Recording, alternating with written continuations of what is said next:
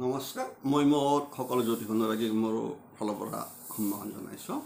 মই আগৰ ভিডিঅ' এটাত বিশেষকৈ শনিৰ মহাদশাৰ ওপৰত কিছু কথা কৈছিলোঁ। আপোনালোকে গম পাইছে যে আমাৰ কি কাৰণত দিছোঁ। সাধাৰণতে আমাৰ বিচাৰ কৰা কালত বিশেষকৈ আৰু আমাৰ নিজৰ মনতো এটা ভয়ৰ সঞ্চাৰ হৈ থাকে, যেতিয়া আমি শনিৰ দশা বুলি কওঁ বা ৰাহুৰ দশা বা আপোনাৰ কেতুৰ দশা চলি থকা বুলি কওঁ। মংগলৰ বিপদজনক হৈ থাকে কেতিয়াবা মংগল, কিন্তু মংগলৰ কথাটো আমাৰ বেছি নাহে, কাৰণ আমাৰ আটাইতকৈ সমস্যাপূৰ্ণ কথাটো হয় এই ৰাহু আৰু শনি। ইয়াৰ মূল কাৰণটো হ'ল কি, যিহেতু শনি মই কৈছোঁ চাওক, এটা শনি মহাদশা 19 বছৰ চলে। মই এটা আগতে কৈছোঁ আপোনালোকক যে 19 বছৰ থাকিল বুলি 19 বছৰে আপোনাৰ মানে খুব বেয়া সময় যাবনে? চাব বৰ ইণ্টাৰেষ্টিং কথা সেইটোৱে থাকি গ'ল। কিন্তু মানুহৰ ধাৰণাতে সোমাই গৈছে যে বাপা মোৰ শনিৰ দশা, মই কোনোদিনে উঠিব নোৱাৰিমেই নেকি। এটা মানে কওঁতে মানে কৈ থাকোঁতে শুনোতে আমি কিছুমান বস্তু সেনেকুৱা হৈ যায়। বাস্তৱ ক্ষেত্ৰত মই কৈ দিছোঁ যে আপোনালোকক কৈ দিছোঁ যে আগৰ ভিডিঅ'ত মই কৈ দিছোঁ যে শনিৰ অন্তৰ্দশাৰ লগত যদি শনিৰ দশা অন্তৰ্দশাৰ সময়খিনি যদি শুভ হৈ থাকে, অত্যন্ত শুভ হৈ থাকে তাৰে মাজেদি, আৰু যদি অশুভ হৈ থাকে, যে অত্যন্ত অশুভ হৈ থাকে, কাৰণ সেই প্ৰথমখিনিতে আপোনালোকে গম পাব শনিৰ দশা কোনোবাই কোৱা নকোৱা এটা লাগ কথা এটা হয় কি, আপোনালোকক মই বুজাই ক'ম এইবিলাক কথা। বিশেষকৈ আমাৰ এটা হৈ যায়, আমি যিহেতু আপোনাৰ শনিৰ দশা যদি চলে আৰম্ভ হয়, সাধাৰণতে আমি সেই সময়ত লগে লগে শনিৰ প্ৰতিকাৰ কৰিবলৈ বিভিন্ন পৰামৰ্শ দি থওঁ, কাৰণ যিহেতু দীঘলীয়া টাইপ হয়, গতিকে মানুহজন বিশেষ মানে প্ৰভাৱ নপৰে, তাৰ কাৰণে প্ৰতিকাৰটো দিয়া যায়। আৰু আমাৰ এইকাৰণে স্বাভাৱিকতে মেক্সিমাম মানুহৰ ধাৰণা এটা সোমাই গৈছে। মূল কাৰণটো হ'ল, যেতিয়া কাৰোবাৰ জন্ম সময়ত প্ৰথম অৱস্থাত যদি শনিৰ দশা আৰম্ভ হয়, তাত আমাৰ কুণ্ডলীবিলাকত মই দেখা পাইছোঁ, কুণ্ডলী খুব বেলেগৰ কুণ্ডলী কোনে কি বনাইছে মই খুব লুকআউট মোৰ নাই। মই আগেও কৈছোঁ, মোক কেৱল মই যেতিয়া চাই থাকোঁ, মোক মাত্ৰ 3টা বস্তুৱে মোৰ প্ৰয়োজন। আজিও কৈছোঁ, মাত্ৰ মোক আপোনালোকৰ ডেট অফ বাৰ্থ দিয়ক, সময় দিয়ক, আৰু ক'ত জন্ম আপোনাৰ সেই দিয়ক, মই মোৰ মতে বিচাৰ কৰি আপোনালোকক দি দিম। কোনে কি লিখিছে, কোনে কি কৈছে, মোৰ সেইটো লুকআউট নহয়, কাৰণ মই আগতে কৈছোঁ মই মোৰ নিজস্ব ভাৱত বিচাৰ কৰি আপোনালোকক কৈ দিম। আৰু আপোনালোকক মই কৈ দিছোঁ, দেখাই গৈছে যে শনিৰ দশা অন্তৰ্দশাত কিমান, বা শনিৰ দশা চলিল শনিৰ লগত বুধৰ দশা অন্তৰ্দশাত কি এনেকুৱা ফল, শনি কেতুটো অত্যন্ত ভয় বুলি কৈ থৈ দিছে। আৰু সেই শনি কেতুৰ সময়তো মানুহৰ কি কৈছে, কি লেখাই আছে আচলতে সেইটো কোনোবাই বিচাৰ কৰিছেনে? যে শনি কেতুত কি কৈছিল, যে শনি যদি দশাপতি শনিৰ পৰা যদি কেতু যদি কেন্দ্ৰ বা কোণ বা তৃতীয় একাদশত থাকে, তেনেহ'লে সেই সময়ত সেই জাতকৰ সুখ লাভ হয়, যিকোনো সুখ আনন্দ হয়, ধৰ্ম কৰ্মাদি ঘৰত চলি থাকে, তাৰ লগত ৰাজতুল্য ব্যক্তিৰ অনুগ্ৰহ লাভ কৰে। চাওক মানে এটা ভিতৰাকে কিমান এটা ভিতৰীয়া বস্তু আছে। কিন্তু কথা হ'ল, আমাৰ যিখিনি সাধাৰণতে লিপিবদ্ধ কৰা যায়, আজি মই কৈ দিছোঁ আপোনালোকক, যিখিনি লিপিবদ্ধ কৰা যায় সেইখিনি এইখিনি কৰা বস্তু লিখি থোৱা যায়, মই আপোনালোকক কৈ দিছোঁ, তেতিয়া আপোনালোকে কিছু কথা গম পাব। আজিৰ বিষয়বস্তুটো যে শনিৰ অন্তৰ্দশা, শনিৰ দশাৰ অন্তৰ্দশা বাৰ্ষিক গ্ৰহৰ ফল, যে শনি কি দিছে, যে একদম শ্বৰ্ট টাইপত লিখি থৈ দিয়ে, যে কি কি লিখি থয়, যে নানা ক্লেশ ধন্যা শক মনস্তাপ বন্ধন ইত্যাদি। নেক্সট লিখি থোৱা যায় যে শনি বুধ 2 বছৰ 8 মাহ, যশ লাভ, ধন লাভ, নানা সুখ, সৎ কৰ্ম অনুষ্ঠান। শনি কেতুত কি আছে, ৰোগ শোক কলহ মৃত্যু মনস্তাপ ধন্যা। শ্বৰ্ট মেক্সিমামত আপুনি শ্বৰ্ট প্ৰায়বিলাক সেনেকৈ পাই যাব। মই আপোনালোকৰ যিখনৰ পৰা মই বিশ্লেষণ কৰি দি আছোঁ, কথা আহি পৰে। কিন্তু এইখিনি কিন্তু প্ৰায়বিলাক গ্ৰন্থত লেখাই থাকে, প্ৰায় পাব আপোনালোকে এই বিষয়বস্তুটো থাকে। কিন্তু এই যি শনিৰ মানে দশাৰ লগত শনিৰ অন্তৰ্দশাৰ সময়খিনি ঠিক সেইদৰে শনি শুক্ৰত লেখাই থাকিব 3 বছৰ 2 মাহ, নানা সুখ, স্ত্ৰী পুত্ৰ লাভ, বিলাস আনন্দ লাভ, এইখিনি থাকি গ'ল। যিটো মুখ্য কথা ক'ব গৈছোঁ, যিটো কথা মই ক'ব গৈছোঁ, যিটো বস্তু চাওক, এতিয়া শনিৰ লগত কি থাকিব, ৰবিৰ হ'লে ইয়াত লিখি থৈ দিছে মুখ্য এটা শ্বৰ্ট টাইম যে শনি ৰবি দশাকালত চলিব আপোনাৰ এবছৰ মোটামুটি। গতিকে সেই সময়ত কি হ'ব, স্ত্ৰী পুত্ৰনাশ, পীড়া, শোক, নানা দুখ, তাতে শেষ। শনি চন্দ্ৰত ধননাশ, ৰোগ, মৃত্যু, বন্ধন, নানা দুখ। শনি মংগলৰ দশান্তৰ্দশাত দেহাই আছে স্থান লাভ, মনস্তাপ, বিবাদ, ধননাশ, অস্ত্ৰাঘাত, পীড়া। শনি ৰাহুত উল্লেখ কৰা আছে নানা ব্যাধি, দুখ, মৃত্যু, ধননাশ, অপমান, বন্ধন। শনি বৃহস্পতিত এইটো ভাল লেখাই আছে, অকল তাতে কি যায় আছে 2 বছৰ 6 মাহত নানা সুখ, ভূমি লাভ, পুত্ৰ লাভ, ধৰ্মকৰণ। ঠিক এনেকৈ এই বিষয়বস্তুটো আমাৰ সাধাৰণতে প্ৰায়বিলাক কুণ্ডলীত উল্লেখ থাকে। তাৰ ফলত এজন মানুহৰ মনত সদায় এটা সন্দেহ বা যেতিয়া গম পাব এটা মনত ভাৱ এটা হৈ যায়,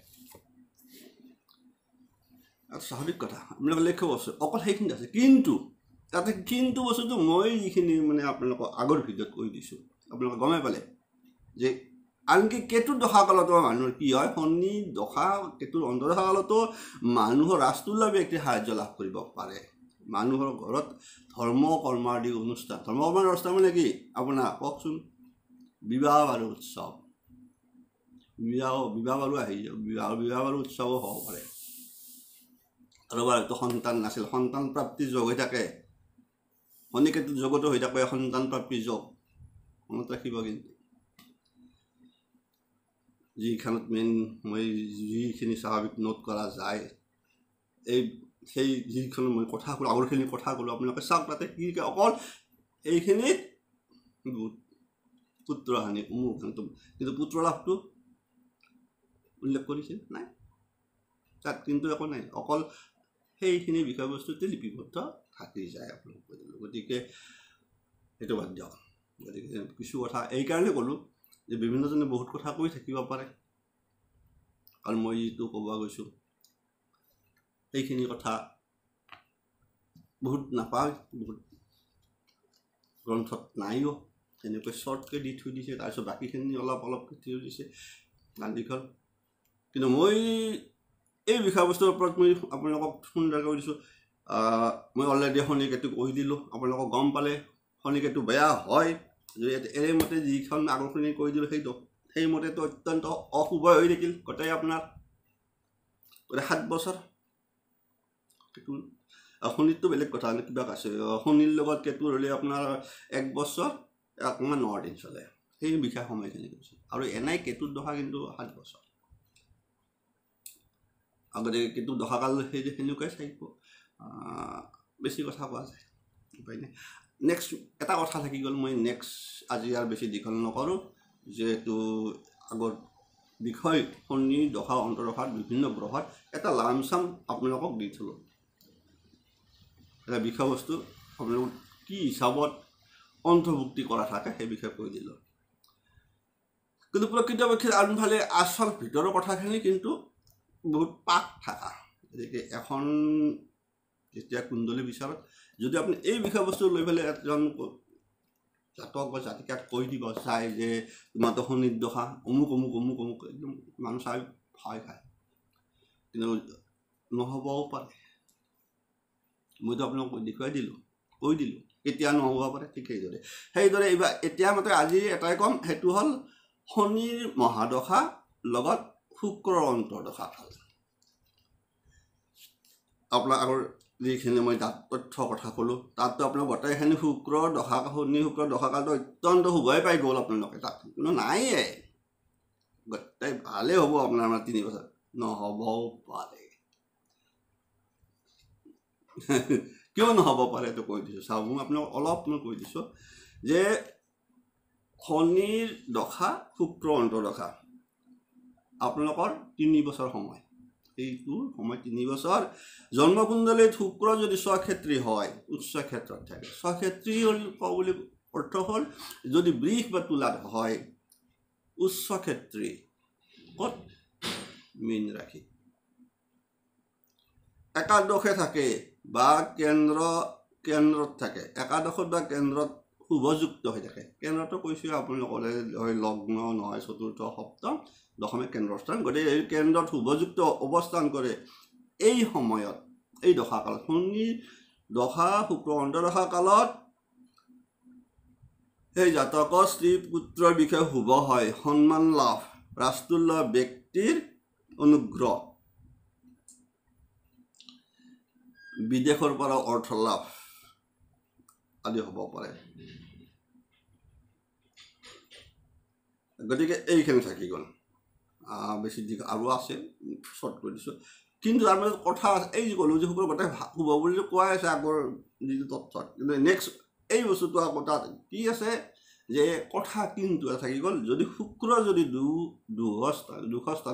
দুখস্থান মানে আপোনাৰ 6, 8, 12 গতিকে এই স্থানত থাকে বা শত্ৰু ক্ষেত্ৰত থাকে নিজ ক্ষেত্ৰ বা অস্তগত হয় তেতিয়া কিন্তু সেই সময়তো আপোনাৰ স্ত্ৰী হানি হ'ব পাৰে স্বজন কষ্ট জনবিৰোধ স্থান স্তুতি প্ৰকৃতি অশুভ ফল লাভ কৰে অৰ্থাৎ আমি এটাই কওঁ যে শনি দশাকালত আপোনাৰ য'ত আছে তাৰ পৰা মানুহৰ স্থান পৰিৱৰ্তন হয় যদি চাকৰিয়াল আছে ট্ৰেন্সফাৰ হ'ব মেক্সিমাম থাকে কেতিয়াবা দেখা যায় শনিৰ অন্তৰ্দশাত হয় মই দেখিছোঁ সোমোৱাৰ লগে লগে কিছুমানৰ হয় কি যে এইখিনি এতিয়া নহ'বও পাৰে কিন্তু এই সময়টো হ'ব পাৰে যদি শুক্ৰ যদি শনিৰ পৰা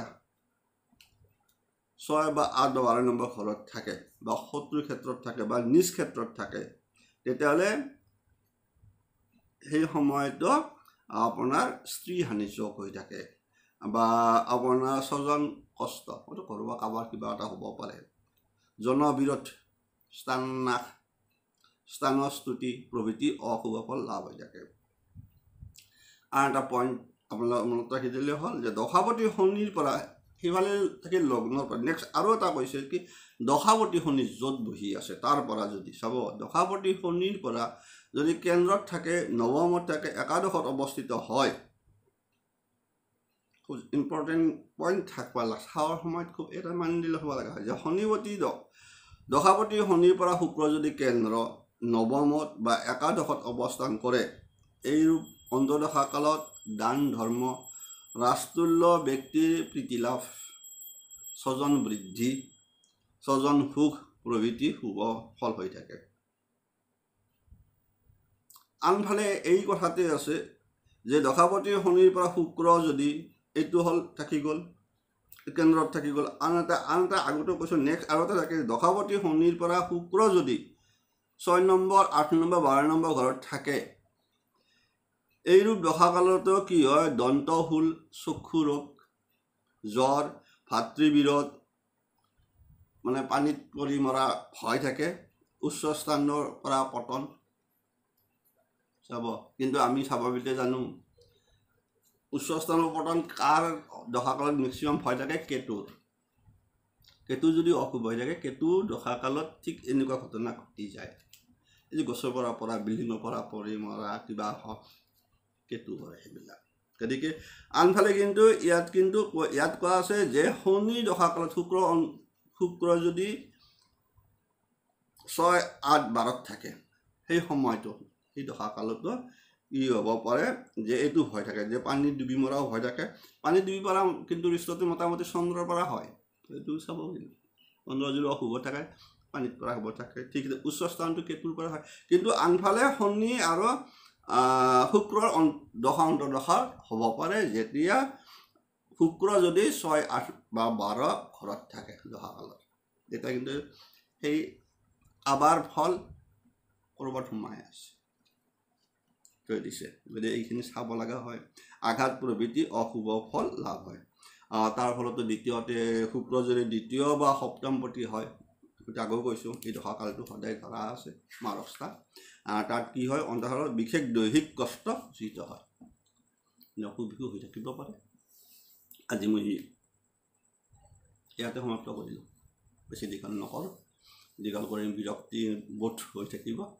গতিকে কোনোবাই সুধিছিল যে শুক্ৰৰ দশা শনিৰ অন্তৰ দশা, উল্টাকৈ চাওক একেই পাব। যিজনে সুধিছে আপোনাক কৈছোঁ, আপোনাক সিমানখিনি আপোনালোকে যেতিয়া লিখি দিছে সিমানখিনি মানে কোনোবাই মই আপোনাৰ কাৰণে ইমানখিনি কষ্ট বা এনেকৈ কমেণ্টছত দিলে মই চাম জানো বা আনি নানো, কিন্তু প্ৰকৃতপক্ষে আপুনি নিজেও চাবলৈ শিকিব লাগিব। কিছু চাম, যেতিয়া আমি কুণ্ডলী বিচাৰ কৰিম তেতিয়া প্ৰয়োজন হ'লে মই চাম যে এতিয়া কথা আহি পৰে। আগতে এতিয়া গম পালে। আৰু বিশেষকৈ এই কথাটো ক'লোঁ, এইটো ক'লোৱে যে শুক্ৰ বা কৈ দিছোঁ অলপ হ'লেও, মানে যিহেতু সুধিছিল যে তাৰ শুক্ৰ দশা শনিৰ অন্তৰ দশা কালত মানে কেনেকুৱা, শুক্ৰ দশা শনিৰ অন্তৰ দশা একেই প্ৰায় দেখাব আপোনালোকে, কৈ দিছোঁ চাব। জন্মকুণ্ডলীত যদি এইটো শুক্ৰৰ দশা শনিৰ অন্তৰ দশা, যে শুক্ৰ কুণ্ডলীত যদি শনি যদি তুংগী হৈ থাকে, উচ্চ ক্ষেত্ৰত থাকে, অৰ্থাৎ উচ্চ ক্ষেত্ৰ খোলা স্বক্ষেত্ৰীত থাকে বা লগ্নৰ পৰা কেন্দ্ৰ বা কোণত অৱস্থান কৰে বা নিজ নৱাংশ অৱস্থিত থাকে, এই অন্তৰ্দশা কালত আত্মীয় বন্ধু আনন্দ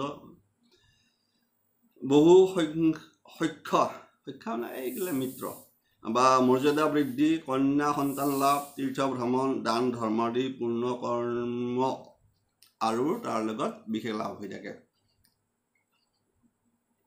আৰু যদি লগ্ন বা দশাপতি শুক্ৰৰ পৰা শনি যদি দুহ স্থানত থাকে, দুহ মানে যিটো মানে আমাৰ মানে 6, 8, 12 এই স্থানত থাকে, এই অন্তৰ্দশা কালত কিন্তু দৈহিক কষ্ট থাকিব, স্ত্ৰী পুত্ৰাদিৰ ৰোগ, পিতা মাতাৰ ৰোগ, ইয়াত কিন্তু পিতা মাতাৰ ৰোগ আহি গ'ল শুক্ৰৰ লগত, বিভ্ৰান্তিমূলক ভ্ৰমণ আদি অশুভ ফল।